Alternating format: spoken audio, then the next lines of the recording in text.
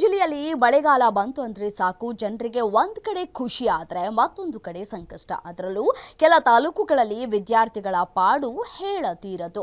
ಸರ್ಕಾರಿ ಕಾಲೇಜುಗಳು ಶಿಥಿಲಾವಸ್ಥೆಗೆ ತಲುಪಿದ್ದು, ಮಳೆ ಬಂದ್ರೆ ವಿದ್ಯಾರ್ಥಿಗಳು ಪ್ರಾಣವನ್ನ ಕೈಯಲ್ಲಿ ಹಿಡಿದುಕೊಂಡು ಪಾಠವನ್ನ ಕೇಳಬೇಕಾದಂತಹ ಪರಿಸ್ಥಿತಿ. ಯಾಕೆ ಅಂತೀರಾ? ಈ ಒಂದು ವರದಿದೆ, ಬನ್ನಿ ನೋಡ್ತಾ ಹೋಗೋಣ. ಮಳೆಗಾಲ ಸ್ಟಾರ್ಟ್ ಆದ್ರೆ ಸರ್ಕಾರಿ ಕಾಲೇಜಿನಲ್ಲಿ ಟೆನ್ಷನ್. ಶಿಥಿಲಾವಸ್ಥೆ ಕಟ್ಟಡದಿಂದ ವಿದ್ಯಾರ್ಥಿಗಳಿಗೆ ಜೀವ ಭಯ.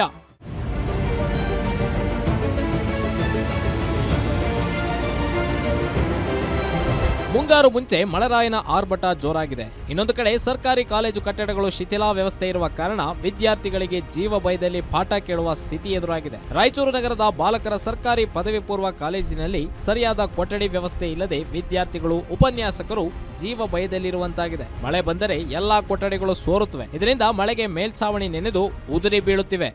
ಇದು ರಾಯಚೂರಿನಲ್ಲಿ ಸರ್ಕಾರಿ ಕಾಲೇಜುಗಳಲ್ಲಿ ಒಳ್ಳೆಯ ಒಂದು ಹೆಸರನ್ನು ಪಡೆದಿರತಕ್ಕಂಥ ಒಂದು ಕಾಲೇಜು. ಆದರೆ ಇನ್ಫ್ರಾಸ್ಟ್ರಕ್ಚರ್ ಹಿನ್ನೆಲೆಯನ್ನು ನೋಡಿದಾಗ ಕಳೆದ ವರ್ಷ ನಮ್ಮ ಇಲಾಖೆಯಿಂದ 3 ರೂಮ್ಗಳನ್ನು ರಿಪೇರ್ ಮಾಡಿಸಿದ್ದಾರೆ. ಆ ಕಡೆ ಹಿಂದ್ಗಡೆ ಇದ್ದಾವೆ ಸರ್. ಆ 3 ರೂಮ್ಗಳನ್ನು ರಿಪೇರ್ ಮಾಡಿಸಿದ್ದಾರೆ. ಆಮೇಲೆ ಒಟ್ಟು 10 ರೂಮ್ ಅದಾವೆ ರೀ. 10 ರೂಮಲ್ಲಿ ಅದರಲ್ಲಿ ಪಕ್ಕದಲ್ಲಿರ್ತಕ್ಕಂಥ 2 ರೂಮು 2 ವರ್ಷಗಳ ಹಿಂದೆ ಡೆಮಾಲಿಷ್ ಮಾಡಿ ಅದನ್ನು ಹೊಸ 4 ರೂಮ್ ಮಾಡ್ಬೇಕಂತೇಳಿ ಸ್ಯಾಂಕ್ಷನ್ ಆಗಿತ್ತು. ಅದು ಇನ್ನೂ ಆಗಿಲ್ಲ ಸರ್, ಆಗ್ಬೋದು ನೆಕ್ಸ್ಟು. ಈ ಕಾಲೇಜಿನಲ್ಲಿ 350ರಿಂದ 400 ವಿದ್ಯಾರ್ಥಿಗಳು ವಿದ್ಯಾಭ್ಯಾಸ ಮಾಡ್ತಿದ್ದಾರೆ.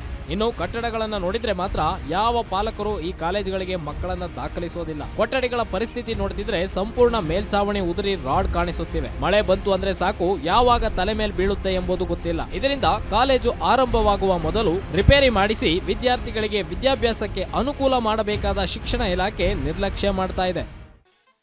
8 ರೂಮ್ಗಳಲ್ಲಿ 4 ರೂಮ್ಗಳು ಶಿಥಿಲಾವಸ್ಥೆಯಲ್ಲಿದ್ದಾವೆ. ಉಳಿದ 4 ಕೊಠಡಿಗಳು ಪಾಠ ಪ್ರವಚನಗಳು ಮಾಡಲಿಕ್ಕೆ ಸುಸ್ಥಿತಿಯಲ್ಲಿದ್ದಾವೆ. ಈ ಒಂದು ಕಟ್ಟಡದ ಮೇಲ್ಗಡೆ ಒಂದು ಹಾಲ್ ಲ್ಯಾಂಗ್ವೇಜ್ ಕ್ಲಾಸಿಗಾಗಿ ಮಾಡಿದ್ದೀವಿ, ಅದು ಕೂಡ ಚೆನ್ನಾಗಿದೆ. ಈ 4 ರೂಮ್ ಶಿಥಿಲಾವಸ್ಥೆಯಲ್ಲಿರುವಂಥವನ್ನ ನಾವು ಈಗಾಗಲೇ ತಮ್ಮ ಪ್ರಾಂಶುಪಾಲರು ತಿಳಿಸ್ದಂಗೆ ನಾವು ಕರೆಸ್ಪಾಂಡೆನ್ಸ್ ಮಾಡಿದ್ದೀವಿ. ಅದು 2 ರೂಮ್ ಏನು ಫ್ರಂಟಿಗೆ ಇದೆಯಲ್ಲ, ಅದನ್ನು ನಾವು ಡಿಮಾಲಿಷನ್ ಮಾಡಲಿಕ್ಕೆ ಸರ್ಕಾರಗಳು ವಿದ್ಯಾರ್ಥಿಗಳ ವಿದ್ಯಾಭ್ಯಾಸಕ್ಕೆ ಕೋಟಿ ಖರ್ಚು ಮಾಡ್ತಿದೆ. ಸ್ಥಳೀಯವಾಗಿ ಅಧಿಕಾರಿಗಳ ನಿರ್ಲಕ್ಷ್ಯಕ್ಕೆ ಸರಿಯಾದ ಕಟ್ಟಡಗಳು ಇಲ್ಲದೆ ಜೀವ ಭಯದಲ್ಲಿ ಪಾಠ ಕೇಳುವ ಪರಿಸ್ಥಿತಿ ಎದುರಾಗಿದೆ. ಇನ್ನಾದರೂ ಮುಂದಿನ ದಿನಗಳಲ್ಲಿ ಸುಸಜ್ಜಿತವಾದ ಕಟ್ಟಡ ನಿರ್ಮಿಸಿ ಅನುಕೂಲ ಮಾಡಿಕೊಡ್ತಾರಾ ಅನ್ನೋದನ್ನ ಕಾದ್ ನೋಡಬೇಕಾಗಿದೆ. Anil Kumar, guarantee news, Raichur.